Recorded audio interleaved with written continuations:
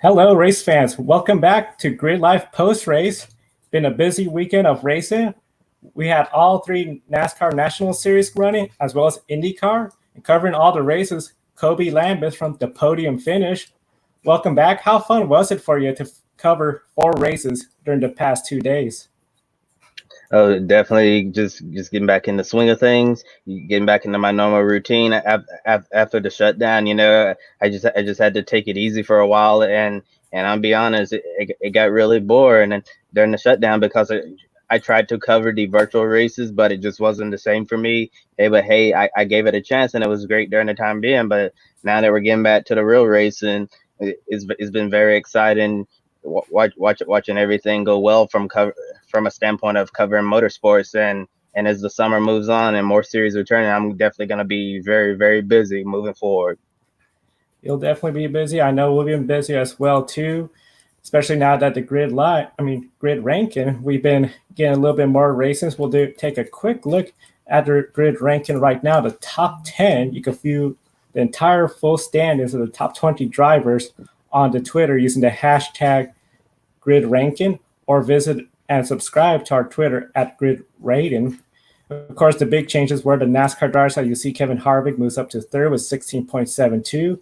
Denny Hamlin, 14.5 miles and 6.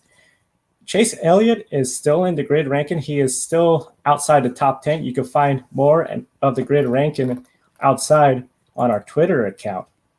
Now, of course, Sunday's race started in rather a serious tone. Jeff Gordon addressed the fans watching on Fox about the George Floyd and the injustice in the United States.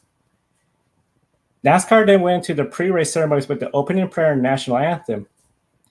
However, one of the big changes was when the cars were coming around, instead of getting the one to go to start the race, all the cars came to the front stretch and stopped, shut down their engines, and all the pit crews stood in unison on pit wall.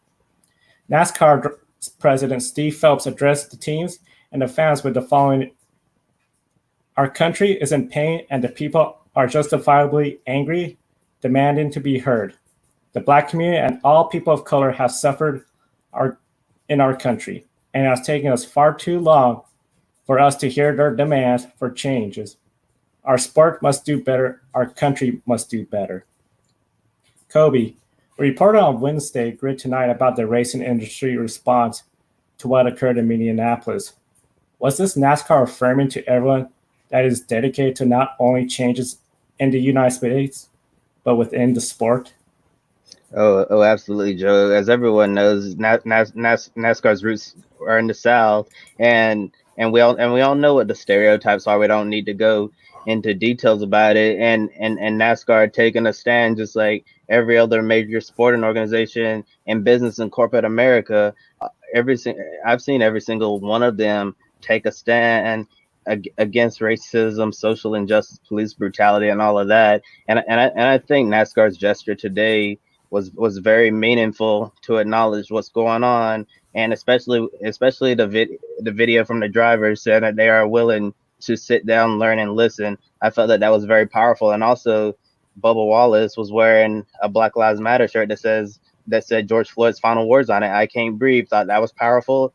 And there was also a Black NASCAR official when Steve Phelps was speaking. He took a knee, and and he held up his fist right like this, and I just felt that the pre-race scenes were very powerful. So I definitely applaud NASCAR for doing that. I thought it was definitely a nice touch, but as the wise man always said, your actions speak louder than words. I'm not trying to criticize NASCAR at all in any way.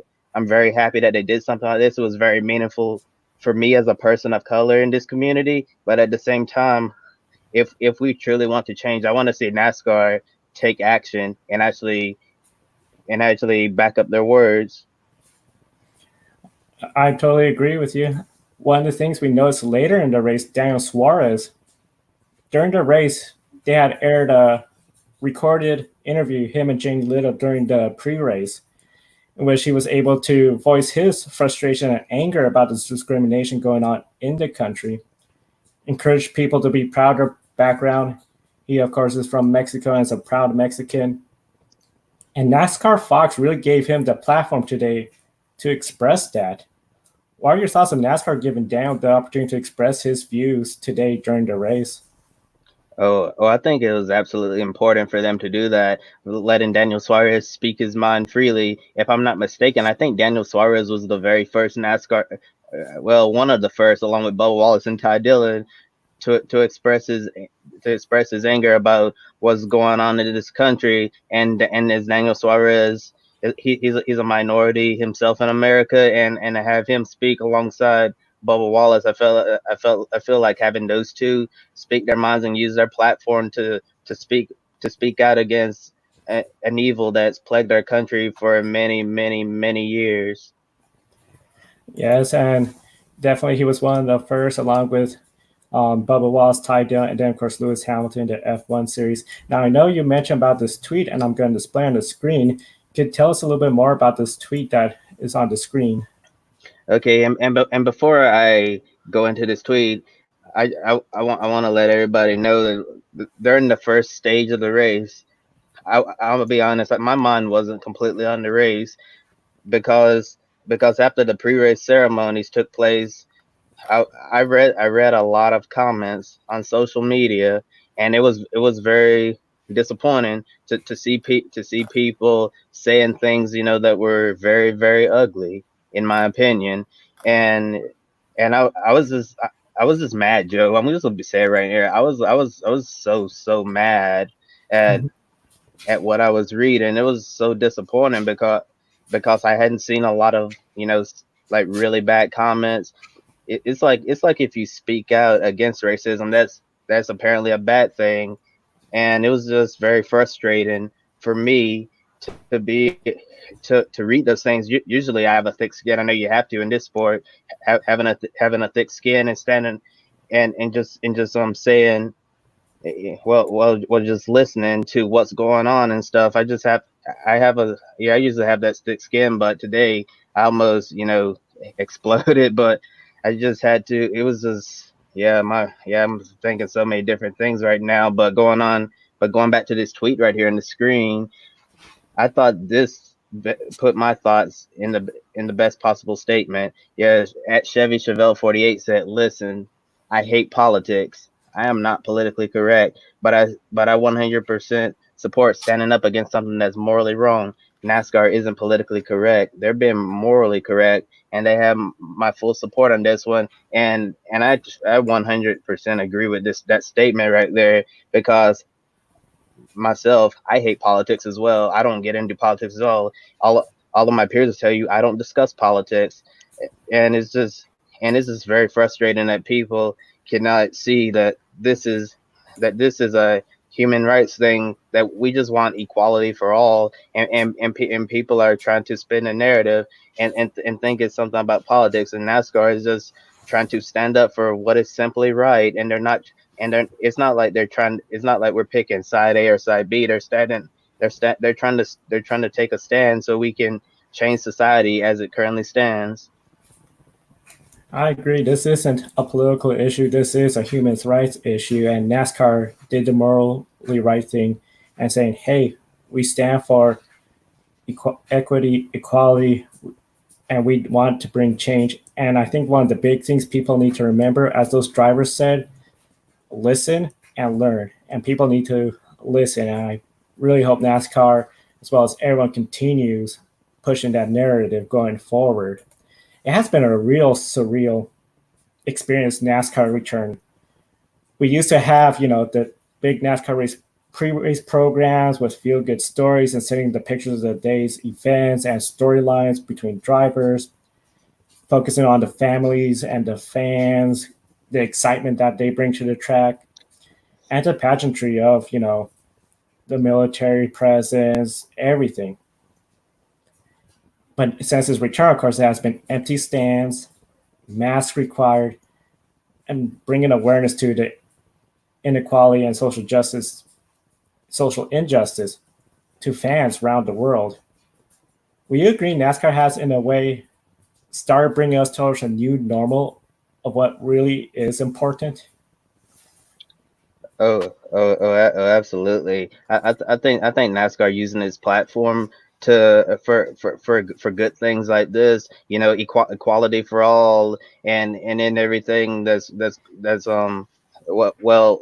I'm trying to say is beliefs that are very closed-minded. When NASCAR is using their voice to stand up for this issue, and it's definitely been a welcome sight to see. It has been a very welcome sight to see, especially, I know, for me, I grew up watching NASCAR. I can remember in 1992, the Hooters 500 at Atlanta Motor Speedway win Jeff Gordon's first race. Richard Petty retired. Alan Kulwicki, 93, 94. 94 was the first season where I could remember every single race, and I was pretty young. This season, as I think will really stand out for me, not just because of the racing, but it just seems like NASCAR has, in a way, been like, okay, this is very serious times. We're still going to proceed forward, but it's going to be different. It's not going to be the same as normal, whether it was with the COVID. Now we have all these social distancing, the masks are required. And they took a really serious stance and addressed the inequality. I felt, especially Steve Phelps' comment, his statement before the race got started was really important. I thought it really has made it to where NASCAR has essentially felt like taking the lead with everything going on. And I think they're really bringing good dialogue and attention to everything, considering it's a totally different world with everything going on, it seems. I know, as of course, we did have the race today.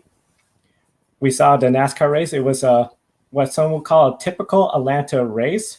We only had 5 cautions. 2 of them were for the stage breaks. Of course, one was for the competition caution on lap 20. And then the 2 were for spins, both of them by front row motorsports drivers. What makes it where Atlanta, very similar to Charlotte, has such a different racing characteristic?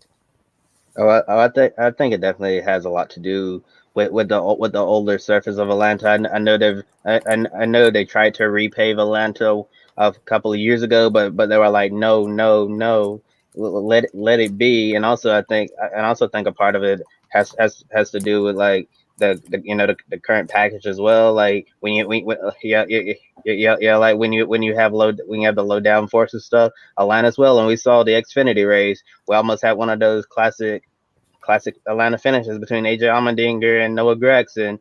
If we had a few more laps, I think we definitely could have had a very close finish. But with the new with this current aero package they're having, it doesn't really work well on abrasive surfaces. So, and I feel like this package works better in cooler conditions on a smoother surface. And unfortunately, the current package we have at this particular mile and a half track, it just doesn't work well.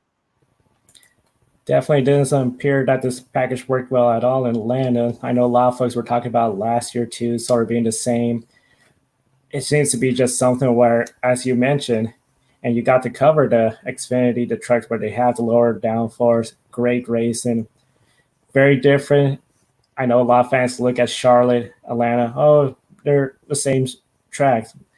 Today, I think was a really good example of, no, they're very different tracks. Charlotte tires did not wear out as fast as they did here, especially.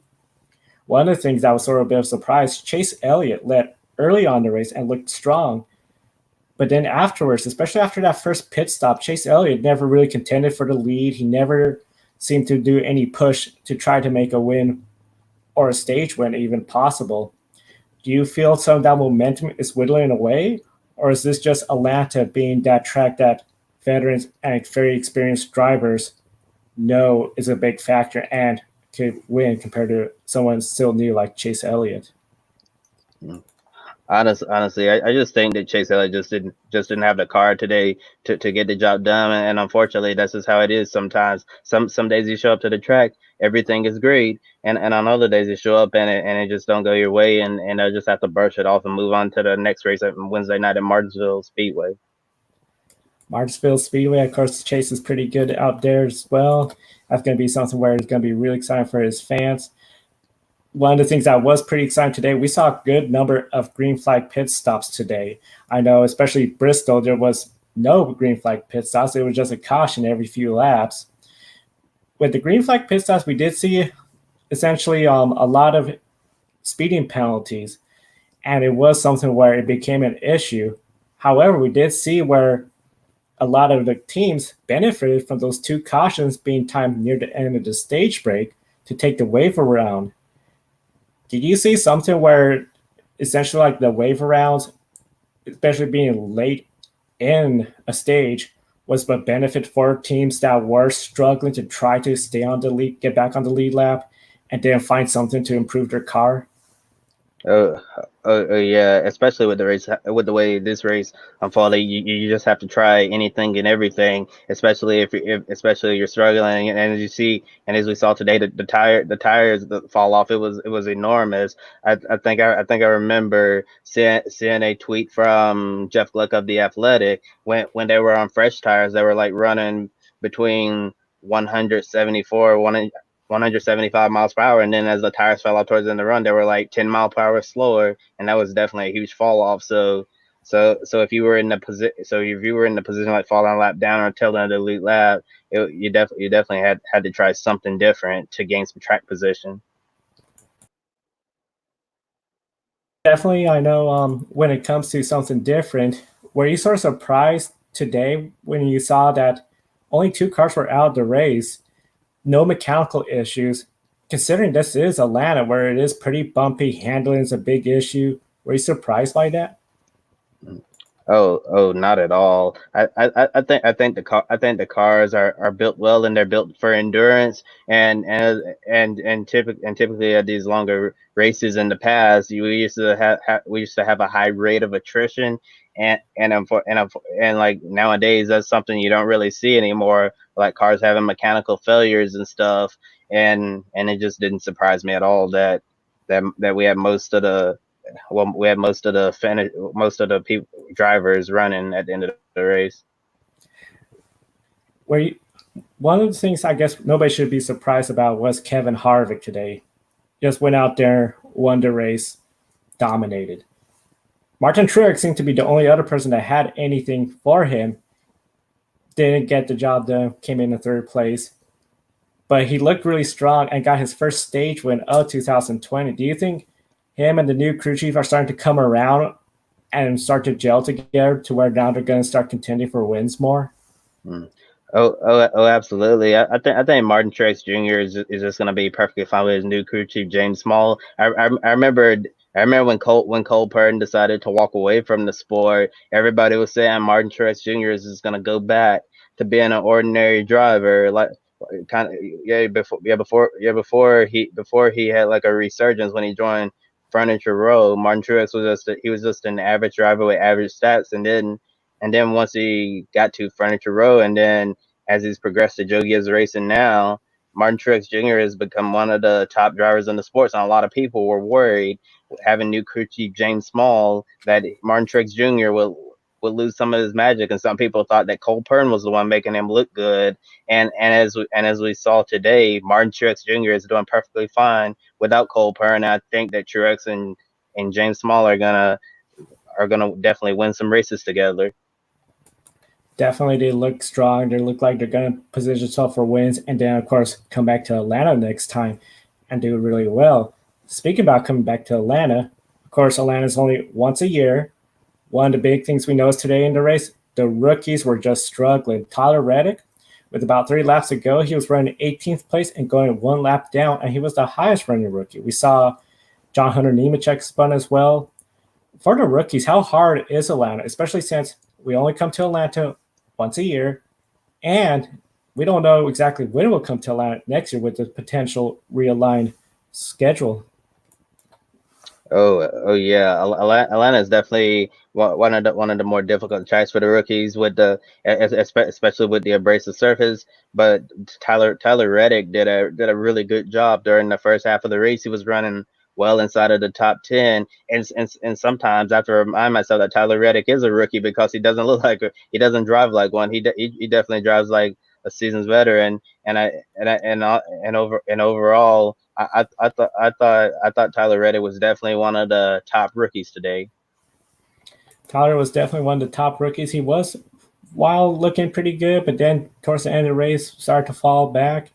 Definitely was one of those things where it's Atlanta. It's going to be really hard for everybody, and these drivers really proved that they are no doubt athletes. It was a hot, humid day, and everyone really looked exhausted after the race.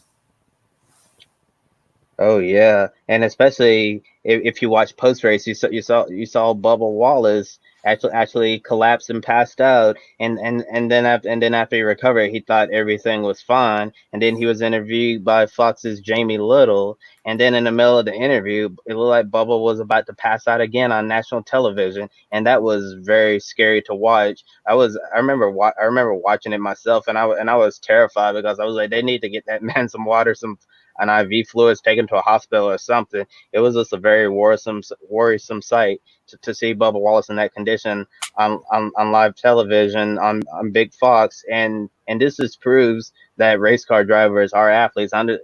For many years, I've heard people say race car drivers are not athletes at all. They say all you do is just sit and drive in circles, and that could not be more from the truth. Because these drivers are like 80, 90. If your rate outside is like 80 to 90 degrees, whatever, and then in those cars is like over 130 degrees, and then running 500 miles in that hot race car today at Atlanta Motor Speedway, it definitely takes a lot out of you, and drivers typically on days like today, they'll lose a lot of weight during the race, and this is very, and these drivers have to prepare, like, eat the right things, drink a lot of water, Gatorade, stuff like that, and make sure you're fully prepared. All of these drivers, they have to prepare like professional athletes, because there are professional athletes, and if you're one of those naysayers out there who say drivers are not athletes, I advise you to watch Bubba Wallace at the end of that race, trying to get through an interview, and as you see, it looked like his eyes are like he was about to like roll back into his head or whatever, and it was just very frightening to watch. And they also showed Ryan Newman sitting on the ground. It looks like he was exhausted as well. And I remember when I was at the Roval last year at Charlotte, Alex Bowman had sat down beside his car, and also Ryan Newman's daughter poured water all over his head. So yeah, these drivers are definitely athletes, because I'll tell you right now, Joe, if I was behind the wheel of those cars, I would definitely pass out, because I don't train like that, and in order to be a great, well, let me rephrase that. In order to be a race car driver, you definitely need to well, if you want to be a successful race car driver, you definitely need to be physically fit as well, because things are different now compared to how it used to be in the sport of NASCAR.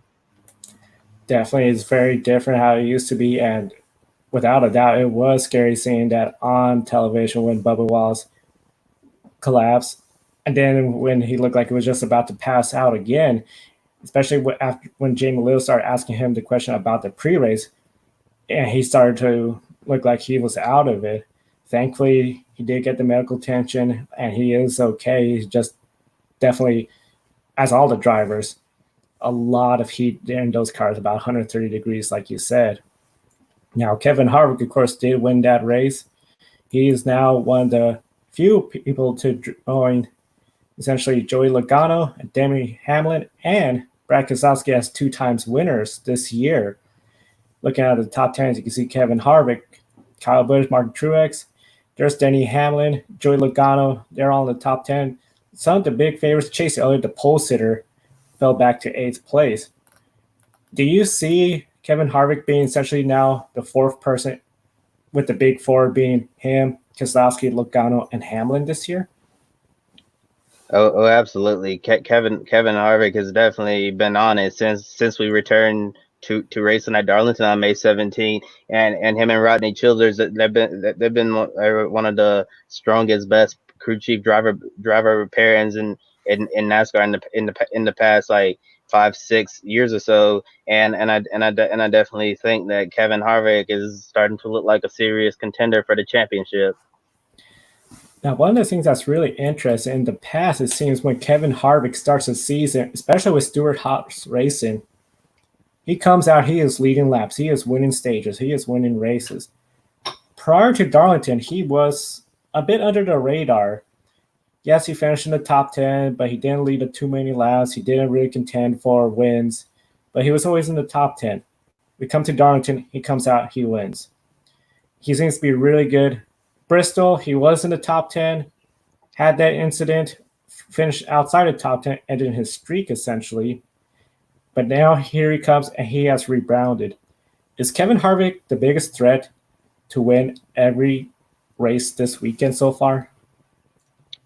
Yeah, yes, I definitely say so, and it's very scary for the competition because it seems like as Kevin Harvick is getting older, he's getting better, and it makes me wonder when is Kevin Harvick's form is gonna fall off because as he's getting older, it just seems like he's getting faster and he's just spanking the competition, and sometimes you just get one of those races where it's just a good old fashioned butt whooping, and Kevin Harvick definitely gave it to the field today.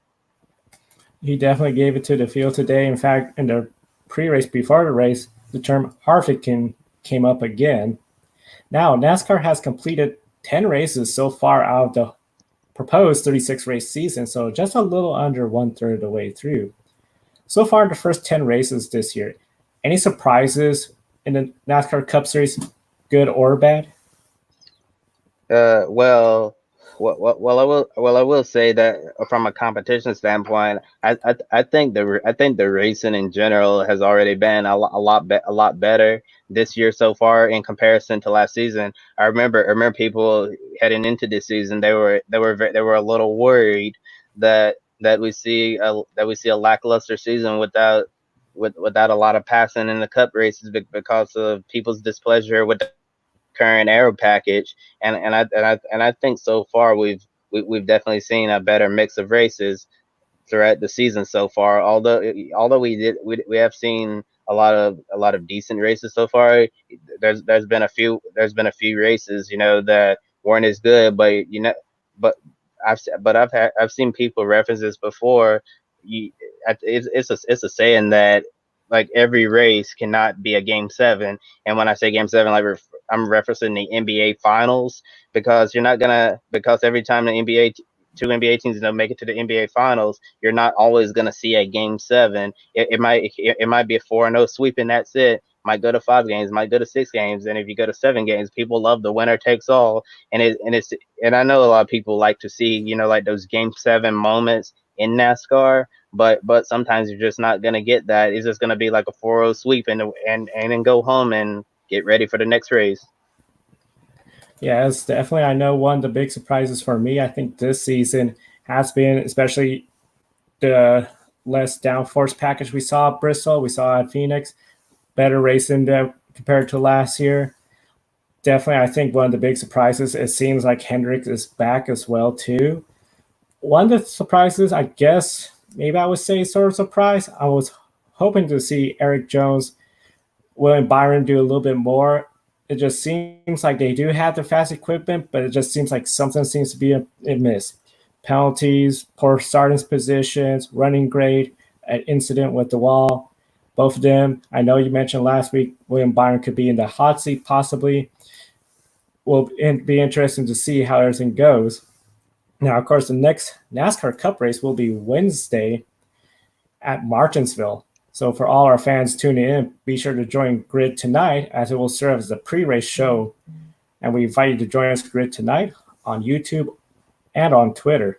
Now, of course, Saturday night we did had on NBC the first network broadcast of IndyCar race and the first oval to kick off the season since 2008. Overall, just like the Atlanta race today, it was a fast race, only 3 cautions during the race. Garden took the pole and led the first lap with Scott Dixon the outside in second. One of the interesting things we saw was on lap 5, Ryan Hunter-Reay, Alexander Rossi served drive-through penalties because of unapproved changes post-qualifying, and even Graham Rahal, another Honda driver with those other 2, had engines. Do you think this was a little bit of an issue considering they had only a short practice, short time trials, qualifying, and then the race that day? Oh, absolutely. I think it definitely had a lot to do with their struggles on the pre-race grid because with the limited amount of practice time and then there's 2 qualifying laps, that's definitely not enough. That's definitely not enough time. And unlike NASCAR, I think, as you know, NASCAR's shown that they've been able to just to roll the cars right off the hauler and line them up and race them. But I think in IndyCar, these are unique circumstances given the different makeup of the car, and especially since they were racing at an oval track and oval tracks. I think Max Chilton said it best. He said in order for him to feel comfortable like on the oval tracks, you need to have the time and practice to get into a rhythm, and that's why you didn't see him at Texas and saw Connor Daly drive his car at Texas and had a great 6th place finish for Carlin Racing. And I think that Max has a point there because he's willing to run the Indianapolis 500 because you have all those days of practice to get into a rhythm where everybody will be okay with all the practice time that they got. But with something like this where you don't even like have at least like 3 hours on the track or whatever, and Max, yeah, 3 hours on the track, and you can't run through all of your systems and stuff, and it definitely becomes it definitely becomes a problem, and unfortunately for Alexander Rossi and Ryan Hunter-Reay, stuff like that happens. Definitely stuff like that happens. I know we just had a little bit of a crazy rain and some thunder. It messed up my internet a little bit, so apologies for that. But definitely it was something where, as you mentioned, with the how NASCAR has been able to just roll off, get the race going. IndyCar seems to have a little bit more trouble. Of course, they have much higher speeds. Now, one of the issues we also saw as well was handling and passing. We saw essentially where Joseph Newgarden had the lead, but his handling went away after a little while. And then passing was hard because of the PJ1 that was on the track for last year's NASCAR race. So teams couldn't really run a higher groove without risking losing tractions and sliding up towards the wall. You think this was also an issue as well, too, with the unusual circumstances of just a short one-day format? Absolutely. I definitely don't want to place all the blame in one area. I think I think the unique circumstances has everything to do with the combination of track preparation and not having enough time been on the track, and those drivers haven't been in these conditions in a long time. It was the first IndyCar race in September, and also regarding track preparation, Texas Motor Speedway had all this time to get the track ready, and unfortunately, it wasn't prepared in the type of quality. I thought last year's IndyCar race at Texas was way better than what we saw last night, and it was just unfortunate that it was basically just a one group track, and the drivers had to be very brave to make overtakes because it was hard to pass. Yes, it was definitely hard to pass, and you called it last night on Grid Live pre-race that you were thinking it could be a one groove track. Safety did come a little bit of an issue. There was that incident where 2 rookies did collide when one got a little too high up in the high groove, hit the wall, came down, and the other rookie just didn't knew he was going to slide on down. How the sophomores last year, we saw Colton Herta finish 7th place. He had to start towards the back. Felix Rosenquist 20th and Santino Ferrucci 21st. Out of those three, did any of those three surprise you last night? Yeah. Actually, I'm gonna say first off, Colton Herta finishing seven. That doesn't surprise me at all. But the one that surprised me the most was Felix Rosenquist. Felix, and Scott Dixon and Felix Rosenquist were definitely the class of the field last night, and I think that has a lot to do with adding well respected IndyCar engineer Michael Cannon to their program. Yeah, and Felix definitely looks like he learned a lot during his rookie season of IndyCar competition. I definitely thought that Felix was going to be fighting for the win last night until he tried to get through some lap traffic and he got up high, into the track bike compound and spun out and crashed. And I definitely don't think that that was a reflection of his driving abilities. It was just like very unfortunate. I'm sure he wishes that he could have that back. And speaking of Rosenquist, it's gonna be interesting to see what happens moving forward with him at Chip Ganassi Racing, because Chip Ganassi doesn't like drivers who like get into incidents and stuff. And as we saw how quickly Chip Ganassi Racing gave Ed Jones the boot, it will be interesting to see how they handle the Felix Rosenquist situation. And Santino Ferrucci,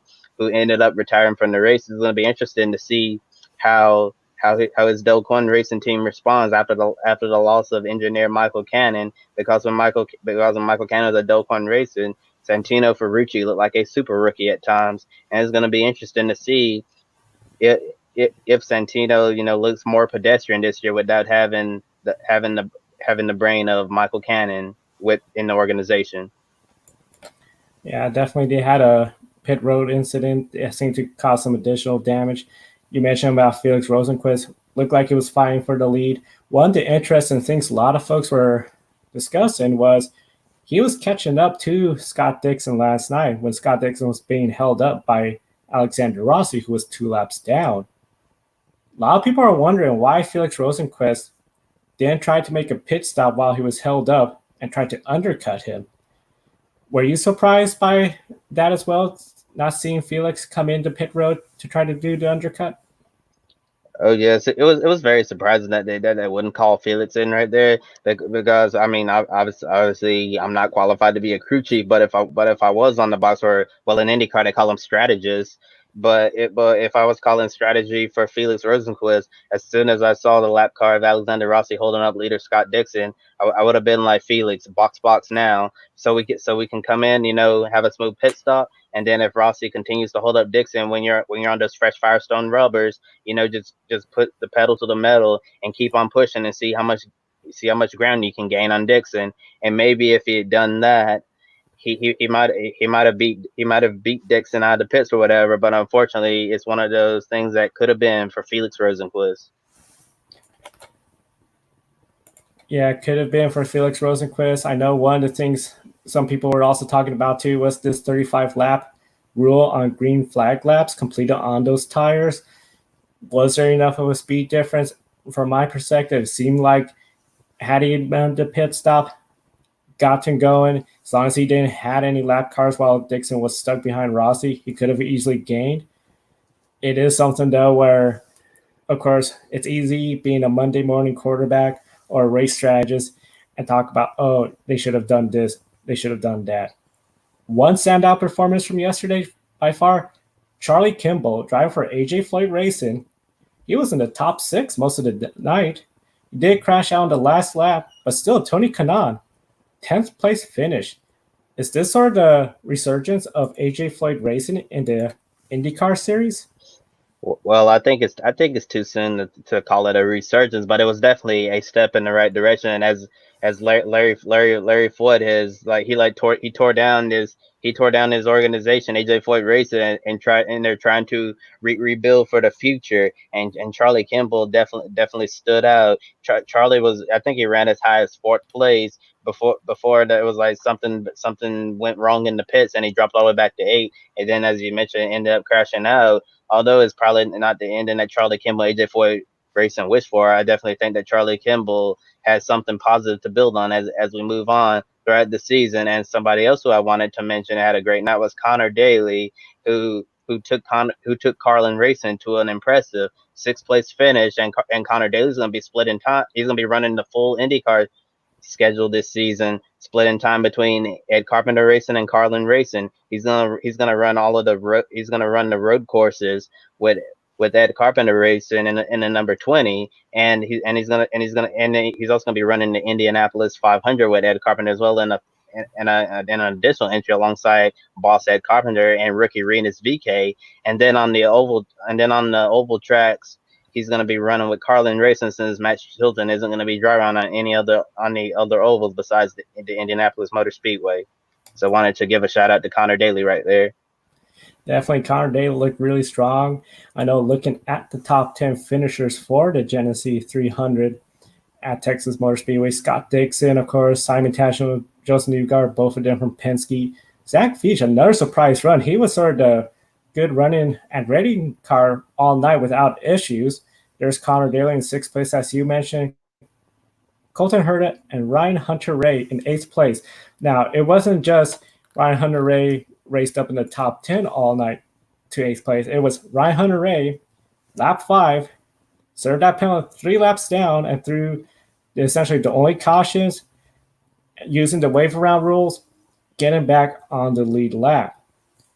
Impressive run from him. And then, of course, Oliver Askew and Tony Kanaan round out of the top 10. Now, Scott Dixon's win puts him 5 away from tying Mario Andretti, but continues a streak of 18 seasons with an IndyCar win, tying him with AJ Floyd. The next race is going to be at Indianapolis on July 4th. Is Scott Dixon truly going to be one of the best IndyCar drivers of all time? Oh, absolutely. Scott Dixon's resume speaks for itself. You know, they call him the Iceman. Scott Dixon. He's just really, really good. I consider him the Jimmy Johnson of IndyCar. You know, he's a champion on and off the track, and definitely one of the most talented drivers in the entire world. And in my opinion, I also think that he's one of the best drivers to ever race in Formula One. And he's definitely one of the drivers always seems to be more quiet. He's not like a Kyle Busch or a Santino Ferrucci that's lively everywhere, social media, all these places. He seems to be just a little bit more reserved. And then come race day, there he is. He's always a threat to win. And he's definitely looks like he's going to be a threat for the championship as well, which will be his 6th championship if he gets it. Now, of course, since we're talking about Scott Dixon, we have to talk about Pick a Winner, where both Matt from the World Motorsport League and you pick Scott Dixon. So now you're both on the board, tied with me. What made you decide to pick Scott Dixon last night? When in doubt, pick Scott Dixon because he always gets the job done. I definitely think after IndyCar has been gone for so long, if I had to pick somebody, definitely had to go with the Iceman Scott Dixon. If I had to do it all over again, I'd pick Scott Dixon again. It was definitely a great race weekend. I know Scott Dixon is always one of the favorites. It was good having IndyCar is back and running. NASCAR continues with their season, and we definitely have more racing ahead. Oh, absolutely. Definitely a lot more racing to come as a lot of the racing series come out of the shutdown and restart and start their seasons up. And be sure to visit the Podium Finish. Recently, my colleague Terra Jones interviewed NASCAR Gander RV and Outdoors Truck Series driver Ben Rhodes. That's a 2-part feature story called Rhodes To 100, and you can read her 2-part feature, Rhodes To 100, at thepodiumfinish.net. And be sure to join us on Wednesday night for Grid Tonight as we talk about all of the hot topics in the motorsports community and preview the Martinsville night race. Please subscribe and follow us, and I hope you all have a wonderful night.